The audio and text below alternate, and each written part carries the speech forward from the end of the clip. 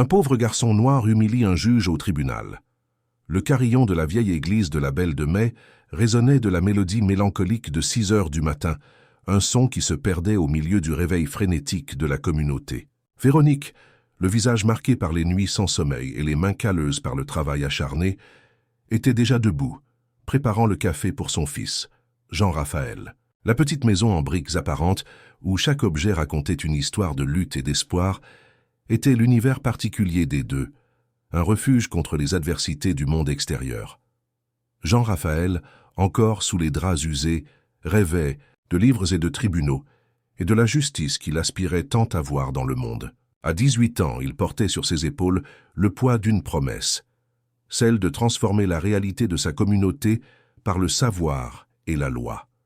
L'absence de son père, qui les avait abandonnés alors qu'il n'était qu'un bébé, était une blessure que Véronique tentait de guérir avec amour et dévouement, mais qui avait forgé le caractère de Jean-Raphaël, faisant de lui un jeune homme déterminé et résilient. Ce matin-là, le ciel s'était levé gris, annonçant une journée difficile. Véronique embrassa le front de son fils et partit pour une nouvelle journée de travail comme femme de ménage, laissant derrière elle l'arôme du café et l'espoir d'un avenir meilleur. Avant de partir, elle dit « Mon fils, n'oublie jamais d'où tu viens.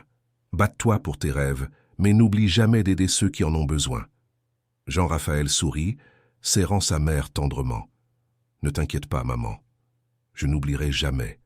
Je te rendrai fier. » Jean-Raphaël se leva, enfila sa chemise de ville usée et ses chaussures abîmées, que sa mère s'était tant efforcée de maintenir en bon état. Il savait que la journée qui commençait serait un tournant dans sa vie. Il sortit muni seulement de son intelligence affûtée, d'un vieux sac à dos et d'un passé rempli de dépassement de soi. Au principal palais de justice de Paris, l'atmosphère était dense et chargée d'attentes.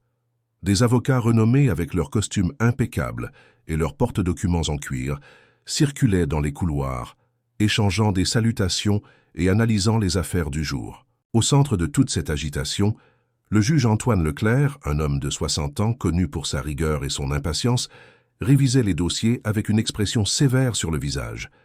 Jean-Raphaël, avec son sac à dos noir sur le dos et une lueur de détermination dans les yeux, détonnait dans cet environnement élitiste. Il était un jeune homme de la Belle de Mai, un avocat fraîchement diplômé, prêt à affronter le système et à défendre les droits de sa communauté. Les regards curieux et les murmures malveillants l'accompagnèrent, tandis qu'il se dirigeait vers la salle d'audience. La salle était bondée, avec des avocats, des journalistes et des curieux avides de témoigner du jugement de l'affaire Dubois contre une grande multinationale, un litige judiciaire impliquant des terres à l'intérieur du pays et quelques propriétés dans la capitale. Jean-Raphaël s'assit sur un banc au fond de la salle, respira profondément et attendit le moment d'entrer en action.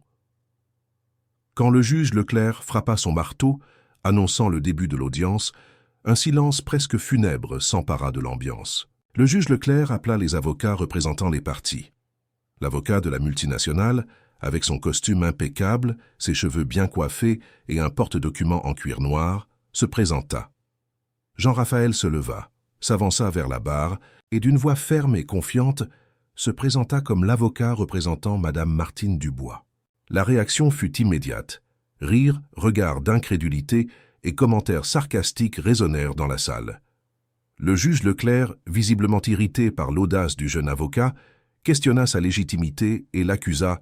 « Qui vous a donné ?»« La permission d'entrer ici », demanda le juge d'un ton sarcastique. « C'est un tribunal, pas une pièce de théâtre. » Jean-Raphaël garda son calme, et avec la sérénité de celui qui connaît ses droits, le regard ferme, présenta ses accréditations, prouvant qu'il était un avocat licencié et apte à exercer la profession.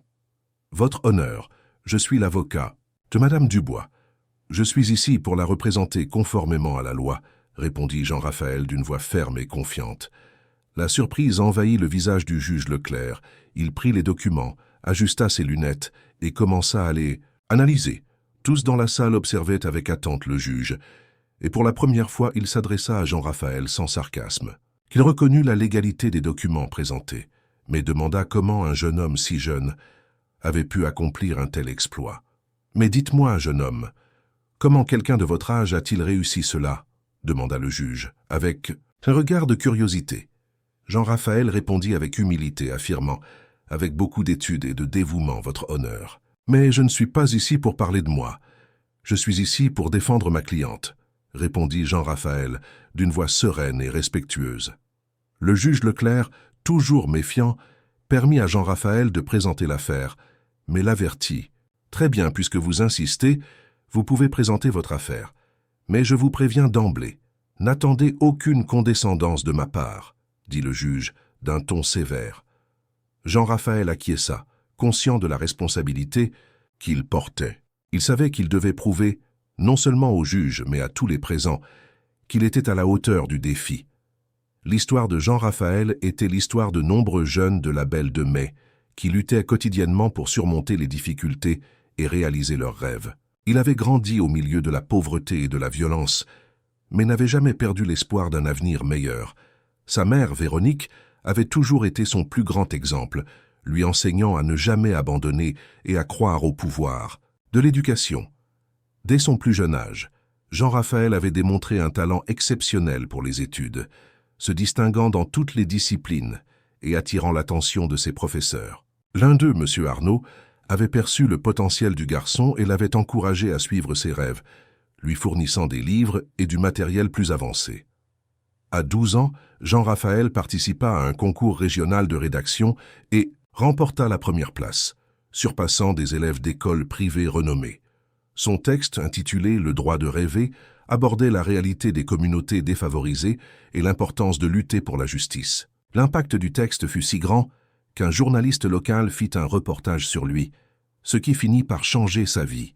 Grâce à la visibilité obtenue avec le reportage, Jean-Raphaël obtint une bourse complète dans l'un des collèges d'élite de Paris. Cependant, cette conquête s'accompagna de nouveaux défis. Dans ce nouvel environnement, il était constamment la cible de préjugés et de discriminations parce qu'il était pauvre et noir. Ses camarades de classe, enfants de familles riches et influentes, se moquaient de ses origines modestes et l'excluaient des activités sociales. Jean-Raphaël, cependant, ne se laissa jamais abattre par les offenses. Il savait qu'il était là par mérite et que sa présence dérangeait ceux qui se sentaient menacés par son intelligence et sa détermination. Pendant ses années au collège, Jean-Raphaël se distingua dans toutes les disciplines, mais sa passion était le club de débat. Il devint président du club et participa à diverses compétitions régionales, défendant des thèmes liés à l'équité et à la justice sociale. C'est à cette époque qu'il décida qu'il voulait être avocat, pour lutter pour les droits des plus vulnérables. « Je veux aider des gens comme nous, maman. Je veux me battre pour les gens que personne n'écoute », dit-il un soir, alors qu'il étudiait. À 15 ans, Jean-Raphaël réussit à intégrer un programme spécial d'études avancées, ce qui lui permit de terminer le lycée et de commencer la faculté de droit de manière accélérée. Il fréquentait l'université publique pendant la journée et étudiait tard le soir à la maison, toujours déterminé à atteindre son objectif. Lorsqu'il obtint son diplôme, à 18 ans, il reçut une reconnaissance spéciale de l'université pour ses brillants résultats académiques. Cependant, même avec son diplôme en main, les défis n'étaient pas terminés. Trouver des opportunités sur le marché juridique, étant jeune, noir et d'origine modeste, ne fut pas facile. Jean-Raphaël passa des mois à déposer des CV et à participer à des entretiens, mais les portes semblaient fermées pour lui. De nombreux cabinets renommés le rejetèrent, invoquant un manque d'expérience ou remettant en question sa capacité à gérer des affaires complexes. Jean-Raphaël, cependant, n'abandonna pas. Il savait que sa plus grande arme était son savoir et sa détermination. C'est pourquoi, lorsque Madame Martine Dubois, une voisine de longue date de sa mère, sollicita son aide juridique, il n'hésita pas à accepter l'affaire, même s'il savait que ce serait difficile. L'appel de Madame Dubois la porte grinça doucement lorsque Madame Dubois, le visage marqué par l'inquiétude et les mains tremblantes, entra dans la petite maison de Jean-Raphaël. Ses yeux, autrefois vibrants, portaient désormais le poids de l'incertitude et de la peur. Elle tenait un mouchoir froissé qu'elle utilisait pour essuyer les larmes qui insistaient à couler. Jean-Raphaël, qui étudiait son volumineux livre de droit, leva les yeux et sentit un pincement au cœur en voyant l'état de sa voisine. « Madame Dubois, que s'est-il passé? Vous allez bien » demanda-t-il, la voix chargée d'inquiétude. Madame Dubois respira profondément, essayant de contrôler ses émotions. « Jean-Raphaël, mon fils, je ne sais pas quoi faire. Ils veulent prendre ma maison, la maison où j'ai élevé mes enfants. Ils disent qu'ils ont les documents, que la maison est à eux, dit-elle, la voix étranglée par les pleurs. Jean-Raphaël s'approcha de Madame Dubois, lui tenant les mains avec tendresse. « Calmez-vous, Madame Dubois, vous n'êtes pas seule. Je vais vous aider. Racontez-moi tout ce qui s'est passé, dit-il d'une voix ferme et réconfortante. Madame Dubois, se sentant soutenue, commença à raconter les faits, expliquant comment la multinationale était apparue chez elle, exigeant qu'elle et sa famille quittent les lieux. Elle expliqua que l'entreprise prétendait avoir acheté la maison à un ancien propriétaire, mais qu'elle n'avait jamais vu aucun document prouvant la transaction. Ils m'ont menacé, Jean-Raphaël. Ils ont dit que si je ne partais pas de mon plein gré, ils me feraient partir de force. Je ne sais pas quoi faire, mon fils. Je n'ai nulle part où aller, dit Madame Dubois, le désespoir peint sur son visage. Jean-Raphaël serra les mains de Madame Dubois plus fort, lui transmettant confiance et espoir. Madame Dubois, je vous promets que je me battrai pour vous. Je prouverai que ces terres sont les vôtres et qu'ils agissent de mauvaise foi. Vous pouvez me faire confiance, dit-il, la voix chargée de détermination. Madame Dubois regarda Jean-Raphaël avec gratitude, sentant un soulagement dans son cœur. « Je vous fais confiance, mon fils. Je sais que vous êtes un bon avocat et que vous ferez tout votre possible pour m'aider. Je n'ai pas d'argent pour payer vos honoraires, mais je promets de vous rendre l'appareil d'une manière ou d'une autre, dit-elle, la voix émue. Jean-Raphaël sourit, serrant Madame Dubois tendrement. « Madame Dubois, vous n'avez pas à vous en soucier. Je vous défendrai gratuitement. Ce qui compte, c'est que justice soit faite, dit-il d'une voix sincère et généreuse. À ce moment-là, Jean-Raphaël sentit qu'il commençait son véritable but dans la vie. Il savait que sa mission était de lutter pour les droits des plus démunis et de garantir que la justice soit égale pour tous. Il était prêt à affronter le tribunal et à prouver que, même en étant un jeune avocat de la Belle de Mai, il était capable de surmonter n'importe quel défi.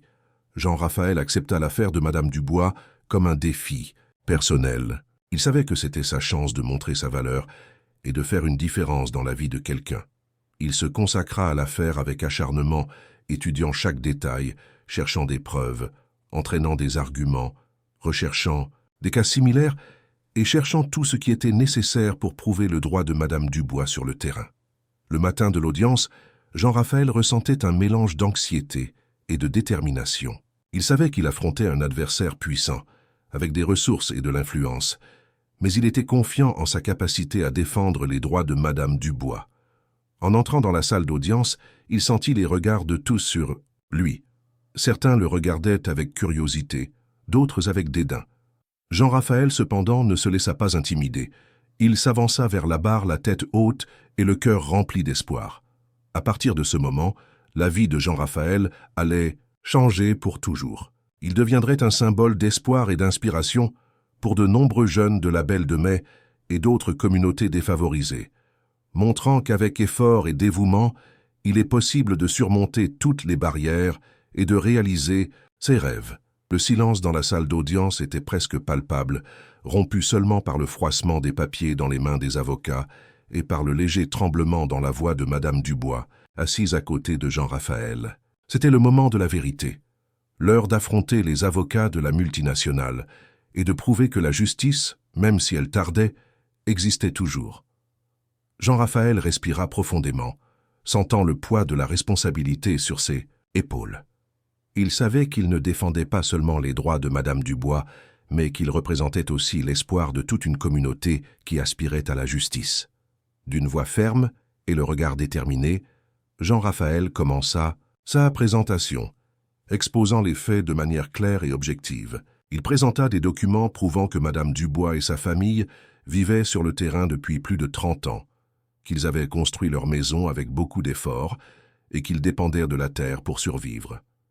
Il présenta également des preuves que l'entreprise tentait de frauder la documentation pour prendre possession du terrain, utilisant des méthodes illégales et ne respectant pas les droits de Madame Dubois. Jean-Raphaël ne se laissa pas intimider par la présence des avocats de l'opposition qui l'interrompait constamment, tentant de disqualifier ses arguments. « Monsieur le juge, ce jeune avocat présente des informations fausses et tendancieuses. Notre entreprise a acquis les terres de manière légale et transparente, dit l'avocat de la multinationale, d'un ton arrogant et provocateur. Jean-Raphaël garda son calme et répondit « Monsieur le juge, les preuves que j'ai présentées sont claires et irréfutables. L'entreprise en question tente de contourner la justice et de prendre possession d'un terrain qui ne lui appartient pas. Madame Dubois et sa famille ont le droit de vivre en paix dans leur maison. » Avec calme et patience, il répondit à toutes les questions, réfuta toutes les accusations et présenta de nouvelles preuves qui renforçaient encore sa défense. Jean-Raphaël démontrait une connaissance approfondie de la loi et une passion contagieuse pour la justice qui impressionnait tous les présents.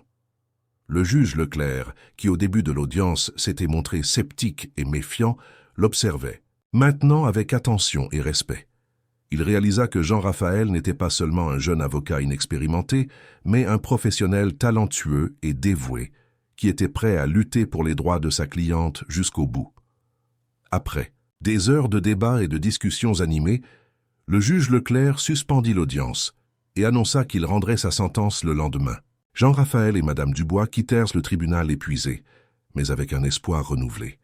Ils savaient que la bataille n'était pas encore terminée, mais ils étaient confiants que la justice prévaudrait. Cette nuit-là, Jean-Raphaël ne put dormir. Il repassa mentalement tous les arguments qu'il avait présentés à l'audience, cherchant des failles ou des points faibles qui pourraient être exploités par la multinationale. Il savait que l'entreprise ne ménagerait aucun effort pour gagner l'affaire et qu'il devait être préparé à toute éventualité. Madame Dubois ne put pas dormir non plus. Elle passa la nuit à prier, demandant à Dieu d'éclairer le juge Leclerc et de l'aider à prendre la bonne décision. Elle faisait confiance à Jean-Raphaël, mais savait que la lutte contre une entreprise ayant des sièges dans plusieurs pays et avec tout l'argent pour engager les meilleurs avocats du monde était très inégale et que le résultat du jugement était incertain. Le lendemain, le palais de justice de Paris était encore plus bondé que la veille. La nouvelle qu'un jeune avocat de la Belle de Mai affrontait une méga-entreprise s'était répandue dans la ville, attirant l'attention de journalistes, d'étudiants en droit et de curieux. Jean-Raphaël et Madame Dubois arrivèrent au tribunal, main dans la main, transmettant confiance et espoir. Ils savaient que c'était le moment décisif et qu'ils devaient être unis pour affronter ce qui viendrait. Lorsque le juge Leclerc entra dans la salle d'audience, un silence absolu s'empara de l'ambiance. Tous les regards étaient fixés sur lui, attendant avec impatience l'annonce de la sentence. D'une voix solennelle et le regard ferme, le juge Leclerc commença à lire sa décision. Il reconnut que l'entreprise avait présenté des documents prouvant la possession du terrain, mais qu'il y avait de forts indices de fraude et de manipulation. Il souligna également l'importance de protéger les droits des plus vulnérables et de garantir que la justice soit égale pour tous. Après de longues minutes de silence, un suspense où tous dans la salle attendaient anxieusement, le juge Leclerc, lisant silencieusement ses papiers, s'arrête soudain, regarde les avocats de l'entreprise, regarde Jean-Raphaël, retire ses lunettes et regarde Madame Dubois et annonce finalement sa sentence. « Je rends la sentence favorable à Madame Martine Dubois. Je reconnais son droit de rester sur le terrain et je condamne l'autre partie à payer une indemnisation pour dommages moraux, » dit le juge.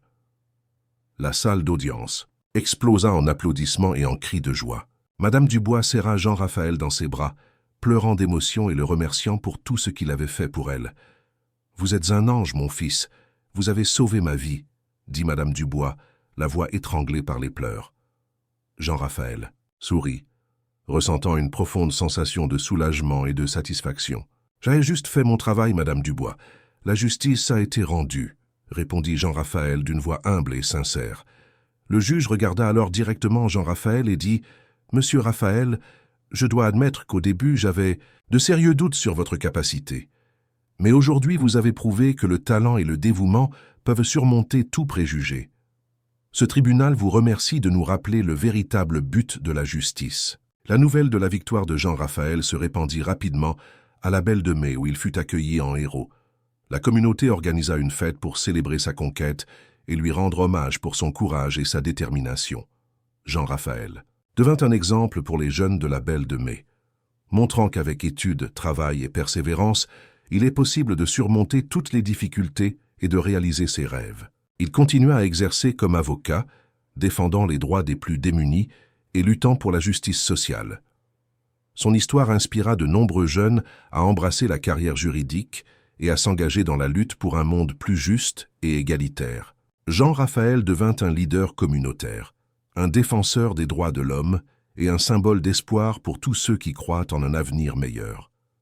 Des années s'étaient écoulées depuis la victoire de Jean Raphaël contre la multinationale, mais son histoire continuait d'inspirer et d'émouvoir des personnes de tous âges et de toutes classes sociales. Il devint un avocat renommé, connu pour son éthique, sa compétence et son engagement envers la justice sociale.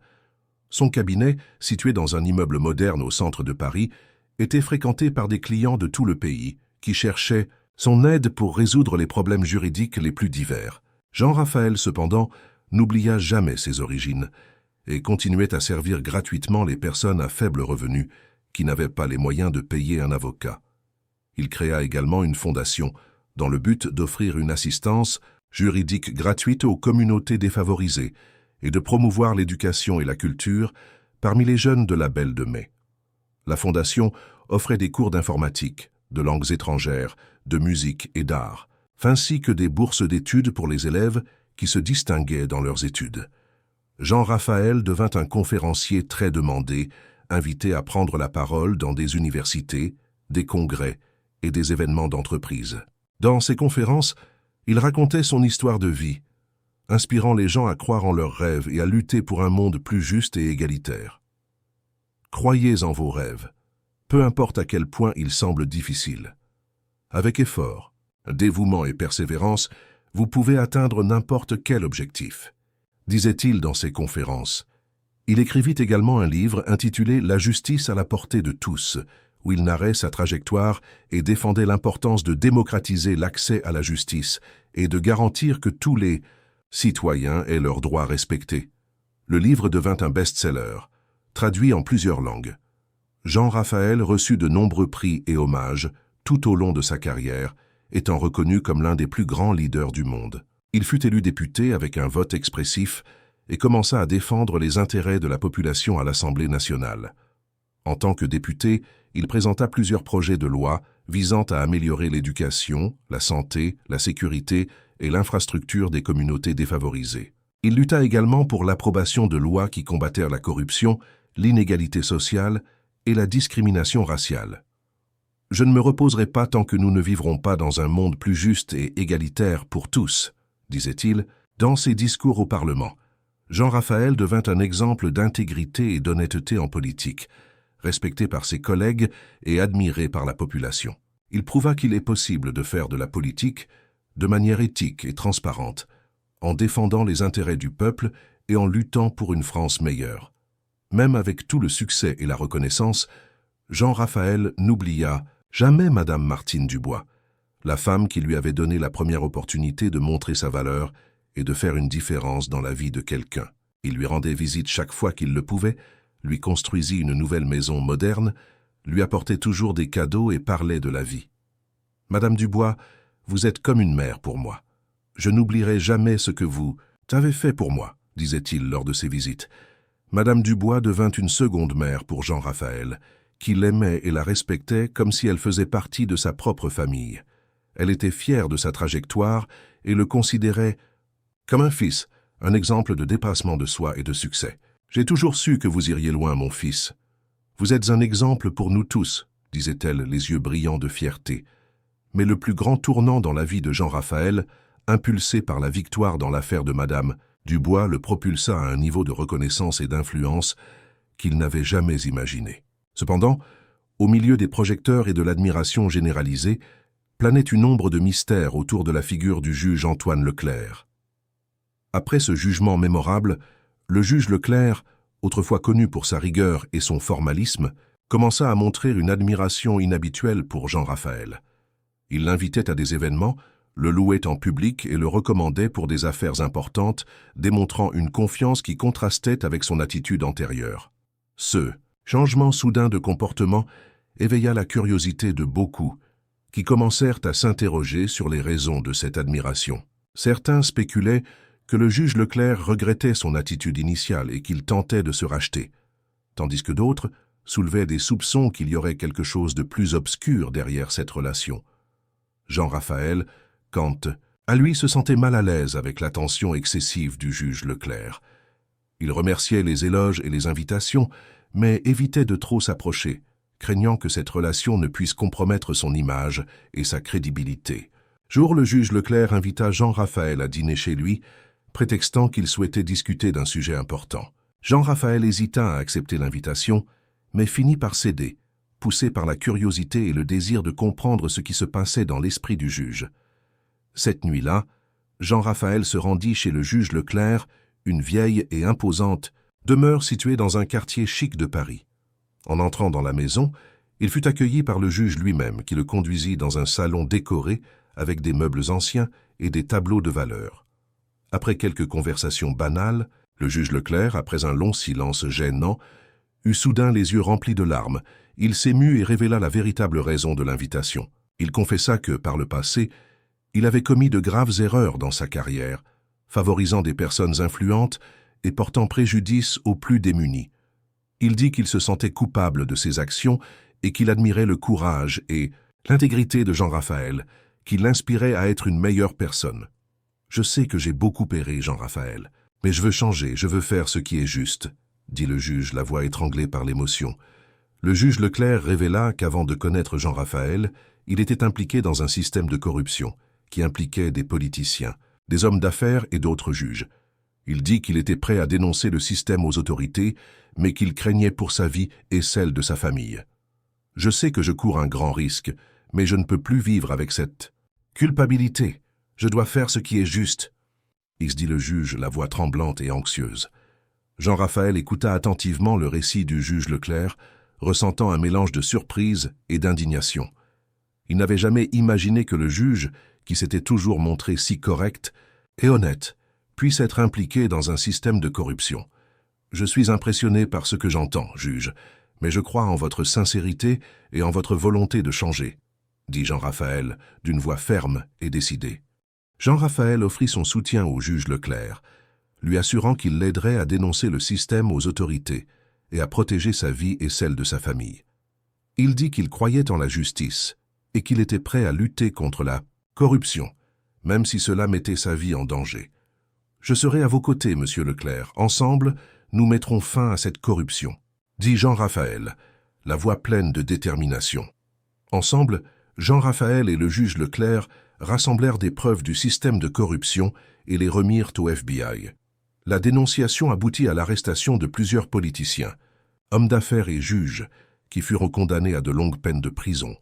Le juge Leclerc, après un accord avec la justice, prit sa retraite de la magistrature et purgea 5 ans de prison à domicile.